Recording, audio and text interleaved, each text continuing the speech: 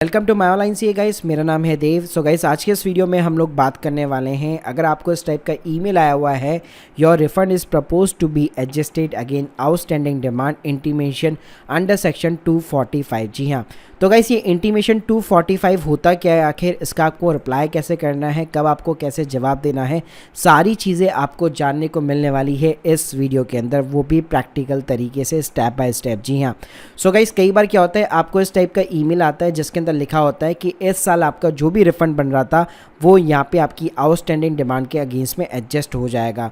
अब ऐसा होता क्यों है, तो पहले तो हमें इसका रीज़न जो है जानना पड़ेगा। इस वीडियो को शुरू करने से पहले बताना चाहूँगा, अगर आप लोग एक टैक्स एक्सपर्ट की मदद से अपने इस टाइप के नोटिस का रिप्लाई करना चाहते हैं, लिंक आपको सिंपली डिस्क्रिप्शन बॉक्स में मिल जाएगी, जहाँ पे आप 1-to-1 टैक्स एक्सपर्ट के साथ में कंसल्टेंसी बुक कर सकते हैं। तो चलिए गाइस शुरू करते हैं। देखिए गाइस, इस टाइप के जब नोटिस आप लोगों को आते हैं तो उसके अंदर यहाँ पे स्टेटस में आपको लिखा होता है कि proposal to adjust the refund determine. साथ में गाइस नीचे लिखा होता है कि इसको आपको रिजॉल्व कैसे करना है, और साथ में ये भी लिखा होता है कि ये जो आपका रिफंड बन रहा था, कौन कौन सी आउटस्टैंडिंग आपकी डिमांड है जिसके अगेंस्ट में ये एडजस्ट किया जा रहा है। तो यहाँ पे आप देख सकते हैं, यहाँ पे 2020 में एक डिमांड रेज हो रखी है 10,000 रुपये की, जिसके अगेंस्ट में आपका इस साल का जो भी रिफंड था वो यहाँ पे एडजस्ट किया जा रहा है। अब गाइस, जब सबसे पहले आपको क्या स्टेप लेना है, जब भी इस टाइप का अगर आपको ईमेल मिलता है तो सबसे पहले तो अपने पोर्टल के अंदर लॉगिन कर लीजिए। अब गाइस, लॉगिन करते ही आपको क्या दिखेगा, सबसे पहले आप जब व्यू फाइल रिटर्न्स के अंदर यहाँ पे क्लिक करेंगे तो आपकी जो भी ITR होगी जो आपने करंट ईयर के लिए यहाँ पे फाइल कर रखी है, तो आप देख सकते हैं यहाँ पे आपका रिफंड तो इशू हो चुका है, लेकिन आपका रिफंड जो है होल्ड के ऊपर जा चुका है और इंटीमेशन 245 यहाँ पे इशू हो चुका है। और गाइस, आपको ईमेल के ऊपर भी सिंपली इसका अलर्ट आपको जो है दिया जा चुका है। अब गाइस, करना क्या है, अब सबसे पहले आपको जाना है पेंडिंग एक्शन के अंदर, यहाँ पे आपको मिलेगा रिस्पॉन्स टू आउटस्टैंडिंग डिमांड, इसके ऊपर आपको सिंपली क्लिक करना है। तो पहले आपको जानना पड़ेगा कि ये मेरी जो डिमांड रेज हो रखी क्या वो सच में एकदम करेक्ट है या फिर मतलब वैसे ही डिमांड रेज हो रखी है। तो गाइस, इसको पता करने के लिए क्या करना पड़ेगा, या तो आप यहाँ पे सिंपली डाउनलोड बटन के ऊपर क्लिक कर सकते हैं, जिससे आपका नोटिस जो है इंटीमेशन जो है यहाँ पे सिंपली डाउनलोड हो जाता है। वरना आप क्या कर सकते हैं, जैसे कि असेसमेंट ईयर 2020 बता रहा है, तो सिंपली ई फाइल के अंदर जाइए, व्यू फाइल रिटर्न के ऊपर क्लिक कीजिए, और जब भी आपका जो ये नोटिस जो बता रहा था वहाँ पे आपको पीछे की साइड में जाना। तो गाइस, आप देख सकते हैं यहाँ पे 2020-21 के अंदर हम लोग आ चुके हैं। तो यहाँ पे आपको ये जो डाउनलोड इंटीमेशन ऑर्डर दिख रहा है, इसके ऊपर आप क्लिक कर सकते हैं। क्लिक करने के बाद में गाइस, सिंपली आपको इसको जो है ओपन करना है। ओपन करने का एक पासवर्ड होता है, सिंपली आप अपना PAN number, date of birth डालिए स्मॉल केस लेटर के अंदर, तो ये खुल जाता है। अब गाइस, करना क्या है, इसके अंदर आपको मिलने वाली है 2 टेबल्स। जी हाँ, अब ये 2 टेबल्स में क्या होगा, एक टेबल जो आपने खुद ने यहाँ पे रिटर्न फाइल कर रखी है, एक टेबल वो होगी जो डिपार्टमेंट ने आपको प्रोवाइड कर रखी है।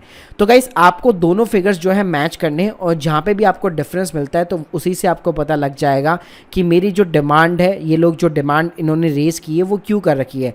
तो गाइस, यहाँ पे आप देख सकते हैं इस लेटर के अंदर इन्होंने डिमांड इसलिए रेज की है क्योंकि इन्होंने 234F यानी कि ITR फाइलिंग की जो लेट फीस होती है 10,000 रुपीज़, उसकी पेनल्टी लगा रखी है, और मेरे इस क्लाइंट ने ये जो 10,000 रुपीज़ की पेनल्टी थी वो पे नहीं की थी। आप देख सकते हैं TDS एकदम मैच हो रहा है। 25,000 रुपये का टोटल टैक्स बन रहा था, जिसके अगेंस्ट में केवल 15,000 रुपये का केवल जो TDS था वो एडजस्ट हुआ है, और बाकी के जो 10,000 रुपये थे वो मेरे क्लाइंट ने पे नहीं किए थे, जिसके कारण यहाँ पे डिपार्टमेंट ने जो है 2020 के अंदर ही डिमांड रेज कर दी थी। अब गाइस, होता क्या है, अब मान लीजिए अगर आप अपनी डिमांड के ऊपर कोई भी एक्शन नहीं लेते, जैसे आप देख सकते हैं 1 अप्रैल 2021 को ये डिमांड रेज हुई थी, मेरे क्लाइंट ने यहाँ पे कोई भी एक्शन नहीं लिया, तो डिपार्टमेंट क्या करता है, फ्यूचर के अंदर आप जब भी रिटर्न फाइल करते हैं और जितनी बार भी आपका रिफंड बनता है, तो ये जो डिमांड होगी उस रिफंड के अगेंस्ट में एडजस्ट होती रहेगी। तो जैसे आप देख सकते हैं 10,000 रुपये की डिमांड है, और इस साल जो रिफंड का कुछ अमाउंट आना था मैं आपको दिखा देता हूँ। तो आप देख सकते हैं 29,520 रुपये का रिफंड आना था। तो डिपार्टमेंट ने क्या किया, डिपार्टमेंट ने सिंपली एक ईमेल भेजा कि आपका जो 10,000 रुपये का जो पेंडिंग आउटस्टैंडिंग बैलेंस है उसको हम लोग 29,520 रुपये के अगेंस्ट में एडजस्ट कर रहे हैं। तो इसका मतलब ये पूरा रिफंड आपको नहीं मिलेगा, इसमें से 10,000 रुपये डिडक्ट हो जाएंगे, प्लस जो भी इंटरेस्ट भी होगा वो भी डिडक्ट होगा, और बाकी का अमाउंट ही जो आपको यहाँ पे मिलने वाला है। अब गाइस, इस टाइप की अगर सिचुएशन होती है तो आपके पास में सिंपली 2 ऑप्शन होते हैं। तो पहली चीज़ तो ये कि मैंने जैसे बताया कि आपको पहले चेक करना है कि इंटीमेशन जो आपको मिला है उसके अंदर डिफरेंस क्यों आ रहा है, डिमांड बेसिकली रेज क्यों हुई है। तो गाइस पहला आपके पास में ऑप्शन है कि मान लीजिए जो डिमांड है वो एकदम करेक्ट है, जैसे कि हम लोगों ने यहाँ पे देखा कि 10,000 रुपये की जो फीस है एकदम जेन्युइन है, लेट फीस आपको पे करनी पड़ती है। तो मेरे क्लाइंट ने वो फीस यहाँ पे पे नहीं की है, तो एक उसका कोई भी मतलब स्केप करने का तरीका नहीं है। तो गाइस उस केस में आपके पास में केवल एक ही ऑप्शन बचता है। अगर आप सिंपली यहाँ पे रिस्पॉन्स टू आउटस्टैंडिंग डिमांड के ऊपर रिस्पॉन्स करना चाहते हैं तो आपको सबमिट टू रिस्पॉन्स के ऊपर क्लिक करना पड़ेगा, और उसके बाद में सिंपली डिमांड इज करेक्ट के ऊपर क्लिक करके, इसके ऊपर क्लिक करके और नॉट पेड येट के ऊपर क्लिक करना है और सिंपली सबमिट बटन के ऊपर क्लिक करना है। तो इसका मतलब आपने यहाँ पे रिस्पॉन्ड कर दिया कि ये 10,000 रुपये की डिमांड एकदम करेक्ट है। तो डिपार्टमेंट क्या करेगा, आपका जो 28,000 रुपये का रिफंड इशू हो रहा है उसमें से 10,000 रुपये माइनस कर लेगा और बाकी का अमाउंट आपके अकाउंट के अंदर क्रेडिट कर देगा।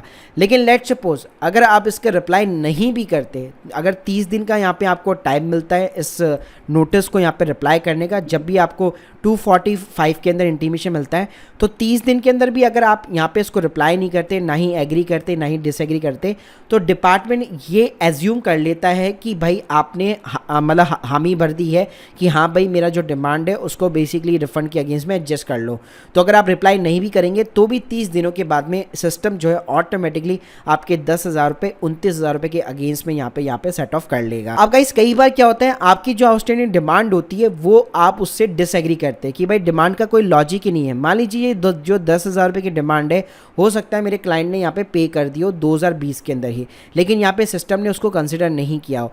तो गाइस उस केस में क्या करना है, उस केस में आपको रिप्लाई करना पड़ेगा। अगर आप रिप्लाई नहीं करोगे तो आपका ये डिमांड एडजस्ट हमेशा होता रहेगा। तो यहाँ पे आपको क्या करना है, सिंपली डिसएग्री के ऊपर यहाँ पे क्लिक करना है और सिंपली ऐड रीजन के ऊपर क्लिक करना है। मान लो अगर आपने डिमांड पे कर दी है, सच में पे कर दी है, आपके पास में चालान भी पड़ा हुआ है, या आपके फॉर्म जो 26 AS है उसके अंदर आपको नीचे दिखाई भी दे रहा है कि हाँ भाई मैंने डिमांड पे कर दी है, मेरे पास में BSR कोड है, मेरे पास में चालान नंबर है, तो आपको सिंपली यहाँ पे रीज़न डालना है कि मैंने यहाँ पे डिमांड पे कर दी है और उस डिमांड का यहाँ पे चालान नंबर, सीरियल नंबर सब कुछ है मेरे पास में। तो सिंपली वो जो चीज़ें हैं वो आप यहाँ पे BSR code, date of payment, serial number डालकर सब कुछ डालकर यहाँ पे सिंपली आप इस डिमांड से डिसएग्री कर सकते हैं।